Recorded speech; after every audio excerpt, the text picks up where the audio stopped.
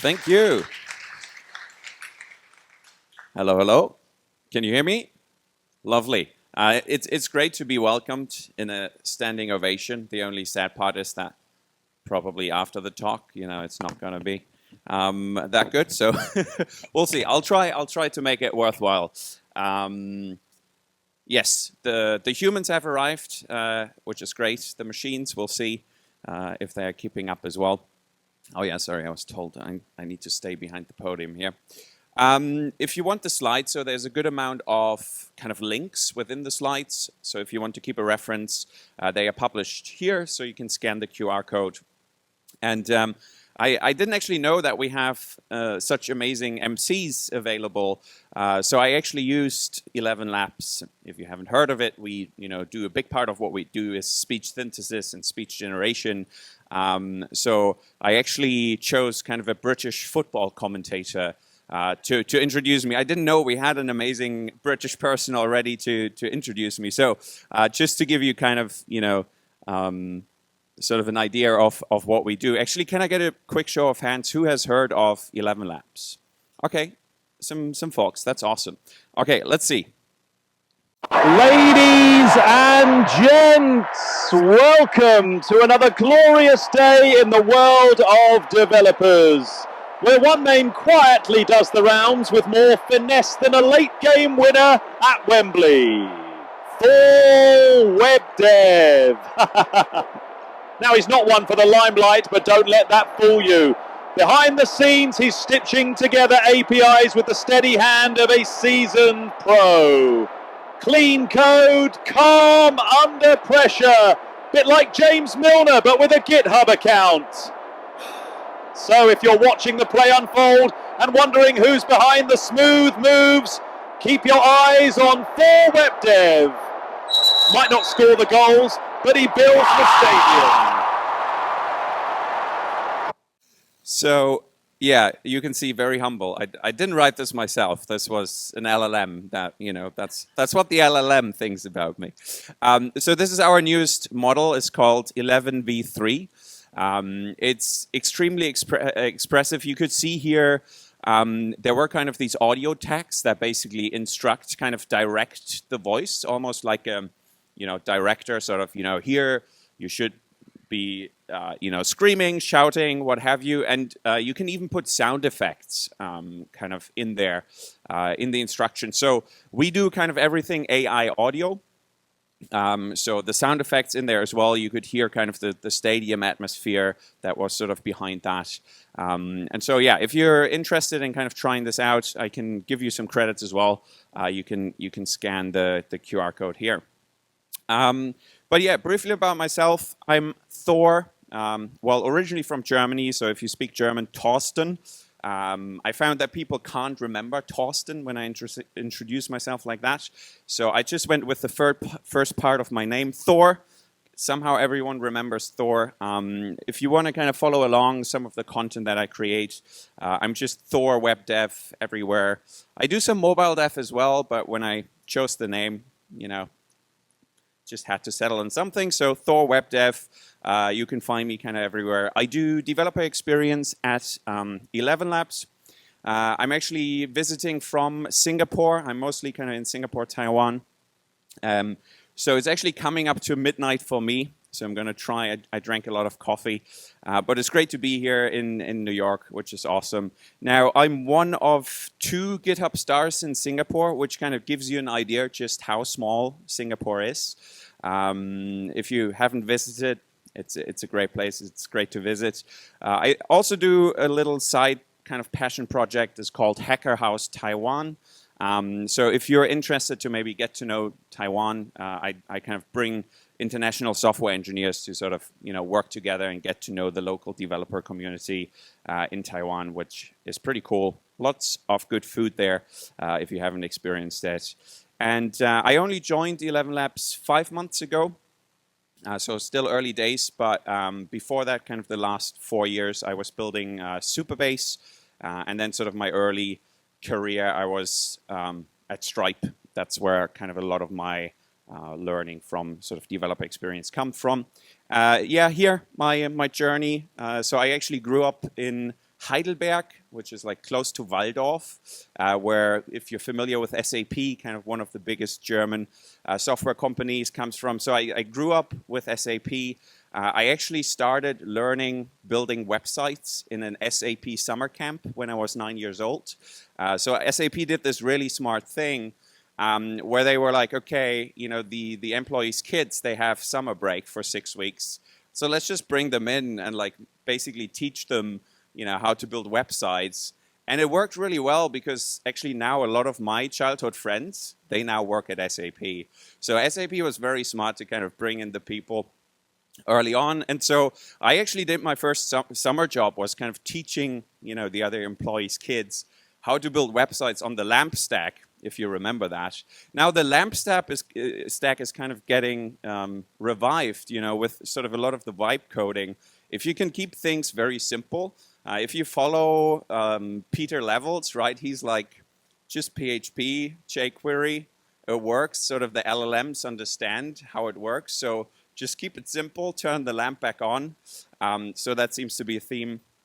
Then after my studies, I went to Ireland, Dublin, kind of joined Stripe early on, actually initially in kind of a support role, and then build out kind of a lot of the customer-facing sort of field engineering, sales engineering, partner engineering roles, and then later on sort of focus more on the community developer relations, and actually moved to Singapore with Stripe, with back then the mandate to kind of go figure out developer relations for APAC, which is a big region, and then COVID hit and everything changed. But I was incredibly lucky that kind of during that COVID time, I got introduced to the founders of Supabase, who were starting Supabase in Singapore. A lot of people don't know this because, Supabase is a YC company. But actually, because of COVID, the summer 2020 badge back then was the first virtual badge for Y Combinator. And so Koppel and Ant, the co-founders, good friends of mine as well, they were like, okay, we'll just stay in Singapore and just do YC remotely from Singapore. And it's great because Singapore has some of these like 24-hour coffee shops. And so basically they just built Supabase at night in Singapore in like empty coffee shops. It was a pretty cool vibe back then. Yes, and so now I joined ElevenLabs. It's pretty cool because sort of the mission of ElevenLabs is to make kind of any content available in any language and any voice. So where ElevenLabs comes from is kind of the dubbing sort of for the media and entertainment industry with AI. And so for me, I'm German. I work a lot kind of in the English-speaking world, but then my wife is Taiwanese, so I'm trying to learn Mandarin. There's a lot of languages involved, and using ElevenLabs to sort of create some messages for my in-laws is quite helpful. So so languages, audio, AI, APIs, kind of all the things that I'm excited about, sort of combined within ElevenLabs, which is exciting. And then, maybe looking into the future, once kind of the machines have taken everything over, maybe raise some ducks and oysters in Taiwan. We'll see. We'll see what's next. Stripe. So Stripe was a great experience. This was actually March 2016 in Dublin. Back then, we were like 15 people in a co-working space next to the Guinness Brewery. Great experience. We then moved kind of into this 6-story building with like 30 people, and those still being built out. But so a lot of kind of my learning and my thinking around developer experience and documentation and sort of using developer experience as a marketing tool comes kind of from Stripe. So that's sort of where I got a lot of my knowledge and tools from. So sort of how I think about a good developer experience, sort of my 3 pillars for good DX. The first pillar, you have kind of your product and your product feedback loop. So we work very closely with the product teams. We build parts of the APIs, we build the client libraries. And so here, when a new product is being released, we are the ones, the first ones to test it. We bring it out to the customers, and we see how customers are actually using it. where they are struggling, and sort of bring that back to the user. So that's sort of my first pillar there. Second pillar, kind of the content piece. So anytime you're launching a new product, obviously you have your table stakes, you have your API reference, your docs. But then especially if you're out in Asia, like Southeast Asia, India, people prefer kind of audiovisual content, videos. That's kind of their preferred medium for learning. So in addition to kind of your written content, your documentation, your sort of end-to-end tutorials, your demos, you also want to have your video content. And kind of my philosophy is that you want to have all these different pieces of content. Some people prefer to just, go to GitHub, clone down the code. Others prefer kind of the step-by-step, just, follow the documentation. And sort of, you should have all these different pieces of content available and make sure that each piece of content references each other. So, YouTube is still a huge search engine. So if someone finds your content on YouTube, but they actually just want, the demo code on GitHub, put it in the description, right? Like have everything reference each other. Same if they come to your documentation, it shouldn't take them more than, 2 clicks to kind of get to their preferred medium. So that's sort of the content pillar I see. And then the third pillar, the community, big piece, events, hackathons, your champions programs, your badges or not badges, that is a big piece as well. Discord, X. I kind of put the partnerships piece in here as well. Probably partnerships can be its own pillar, kind of depending on your product. But so, for example, for us, we do a lot of hackathons in partnership with Cloudflare, with Anthropic. We organize events together. And so, building these strong partnerships where you can collaborate on demos, collaborate on content, collaborate on events. On that note, if you're doing some cool stuff and you want to collaborate, like you need some voices, some audio, let me know, Thor Web Dev. We can chat and we can see what we can do. So these are sort of, from kind of my experience working at Stripe and sort of within developer relations and experience for a while. These are sort of the 3 pillars that I define for kind of my team in terms of what we want to do. Now, developer experience for machines, and sort of this comes, I'm going to give you sort of a bit of a just look at the history of how we sort of figured out, okay, hey, actually now machines are writing the code from sort of the perspective of building Supabase for the last 4 years. So I want you to kind of travel back in time with me a little bit to, this is sort of May 2020, a time we kind of don't want to remember because that was sort of in the midst of the COVID pandemic. Extremely stressful for a lot of people. I imagine, being in New York during COVID was pretty rough. Now that is kind of when Supabase started, and that is also sort of the reason why Supabase is a fully remote company today. Because of COVID, they couldn't move to San Francisco to do Y Combinator, so they just ended up staying in Singapore. Which actually was great because COVID in Singapore, yes, there were a lot of rules. You couldn't go out in large groups of people, but that meant that, you could just focus on building your product. And sort of during that time, it was funny because as Supabase was going through Y Combinator in summer 2020, someone kind of accidentally launched them on Hacker News. They were like, oh yeah, demo day is coming up and we're going to do a big launch. Great, you can plan for anything, but someone just found it because, it's fully open source. So they were like, oh, this is awesome. They put it on a Hacker News. And I remember this. So we were in a cafe in Singapore, sort of catching up.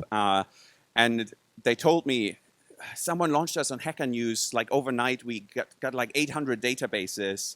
We have to migrate because our DigitalOcean credits are running out. And, because they were in YC, it was like, oh, we got AWS credits, so we have to migrate 800 databases to AWS. And I was like, oh, damn, 800 databases. That's awesome. Like people are using this. Nice. There must be something here. And so that's kind of when I started, building with Supabase and actually like realizing, okay, this is really cool, and sort of started contributing initially. And it's funny, so yeah, this is kind of September 2020.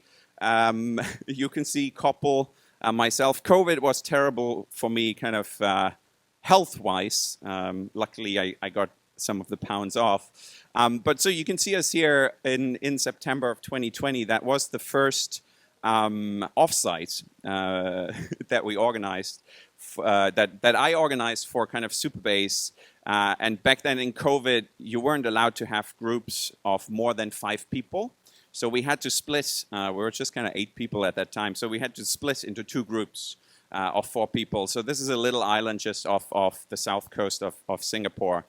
And at that time, I had invested in the seed round, but I wasn't an employee in Supabase. I was just kind of contributing and sort of building partnership. And it was an interesting time because we were just kind of building, there was no ChatGPT yet, there was no kind of AI hype trains. It felt actually incredibly slow, kind of how we were sort of building it, which is pretty wild, as we'll see sort of how things have sped up. One thing that was also very smart that Supabase did was they got in kind of a lot of angels from the developer relations work. And that was very smart, for 2 reasons. First, they got money, but the money wasn't the big thing. It was actually the free labor of kind of the DevRel people, because, it's like, okay, they've invested, so maybe they're going to talk about it. And so that was a pretty smart move, I think. In addition to like Supabase being sort of the first really VC-funded sort of open source, company, that was a very smart move as well. Sort of focus on some DevRel angels, get them in, get them talking. So that's sort of how I joined Supabase as well. Now, when we look at sort of, the vibe coding and the agentic coding experiences coming up. So this was kind of in November of 2024. So actually not that long ago, right? Just a couple months. But so we were kind of looking at the charts, and we're seeing like the new signups, the new database creations were going through the roof. And we couldn't figure out why. It was like, yeah, we were running launch weeks, and we were doing a lot of kind of developer marketing. But it was just kind of so out of the ordinary, that jump. And we're like, oh, maybe, there's these new tools. So Bolt.new launched in October 2024. Lovable launched in November 24. So we're like, oh, maybe it's kind of a combination of these things. But yeah, we just saw kind of a jump there. Now, fast forward 1 month later, this is just November to December. So like end of December 2024, January 25, it was like, Koppel was like, okay, it's pretty clear AI is enabling more builders. So the chart is just going through the roof. And you can see as well kind of the search trends for Supabase are just crazy going up. So now, February 25, okay, this is AI builders, platforms. So we're seeing kind of Cursor, Bolt, Lovable, vZero, Windsurf, kind of all these, low-code builders that actually some of them had been around for a while, but now they were kind of going all in on sort of this agentic AI stuff, and they were just ramping up the signups. And the crazy thing is we actually didn't realize that beforehand that this was a trend, because we just kind of, they just implemented Supabase, they just integrated it without ever talking to us. We actually didn't know until sort of later we found out that they chose us. And actually a big reason for that was when you ask an LLM, okay, I need to persist some data, what should I use? The LLM would reply, use Supabase. And because of that, a lot of these no-code, low-code builders or agentic AI coding tools, they actually were just, okay, let's just use Supabase. And so that is kind of what drove things through the roof here. We can see as well when vZero actually added kind of a direct integration button, it's just kind of 100% jump immediately off sort of the projects created. So pretty wild stuff there. And then I guess the wildest thing is that, just in the last quarter for Supabase, basically the same amount of signups as in the last 4 years. And I think we noticed this as well. If we look at the last quarter, the amount of stuff that happened, it's kind of equivalent to like the amount of stuff that happened in the last 4 years. And that's pretty wild. So everything is speeding up.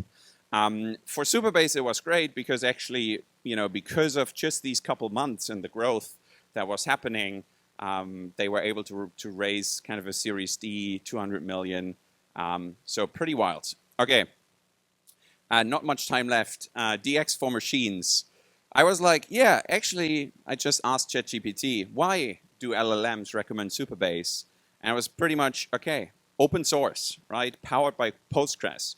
So actually what we realized is that Supabase, LLMs were telling you to use Supabase because the entire Supabase stack is open source. It's based on Postgres, which is 30 plus years of open source.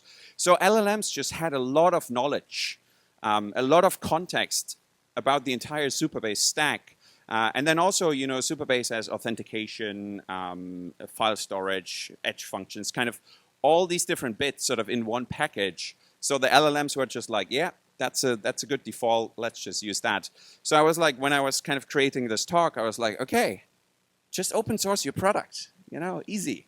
Then I was like, okay, maybe actually not everyone can open source their product. So, if that was the only takeaway from this talk, that wouldn't be so good. So I went out, okay, let's ask the community, what can we do to actually get, these agents, these LLMs to sort of pick up our stuff. There's a great talk from DBabs, forgot his full name. He did a Vercel ship. So if you want to watch that, it's basically around sort of, the shift from SEO now to AEO, sort of the agent engine optimization, I guess it's called. And it's kind of a combination of the content you create and sort of the technical, way that you set up your page for the content to be found. There's some stuff around kind of labeled structured data within your applications. There is kind of a proposed standard, which is this LLMs.txt. So Profound has actually built kind of an open source Next AEO package, which actually from your Next.js application auto-generates kind of this LLMs.txt for you. The other interesting thing is, you've probably optimized all your content for SEO on Google, but now actually ChatGPT doesn't use Google, obviously. It actually uses Bing for its web browsing and search. So Index Now is a tool there that you can utilize to make sure that now your content actually performs well on Bing also, which then in turn will do well on ChatGPT. Dominik Kundl, fellow German, good friend. Also some recommendations here, probably a bit more relevant for kind of the OpenAI codex. So the agents.md file, kind of place that within your example projects, within your client library, sort of include that.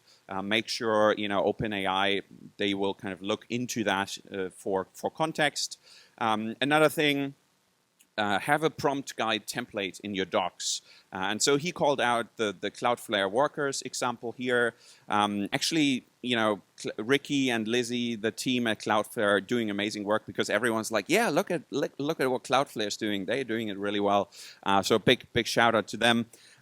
So yeah, including kind of a base prompt for your users that they can copy and paste in can be helpful to really get good results from your LLMs. This is a little bit more cursor specific, but doesn't hurt to kind of include project rules in kind of a .cursor directory within your example projects as you build them. Include that so that people that are using cursor kind of have a good experience there. Tanvir from the Anthropic team as well, so he's working on MCP, which obviously, he calls out that you might want an MCP server that exposes your docs. Again, he calls out kind of an example from Cloudflare. So Cloudflare actually has this Cloudflare documentation MCP server. Again, it's open source, you can check it out. same, this has done really well for Supabase as well. So the Supabase MCP server as well exposes the docs to the agent.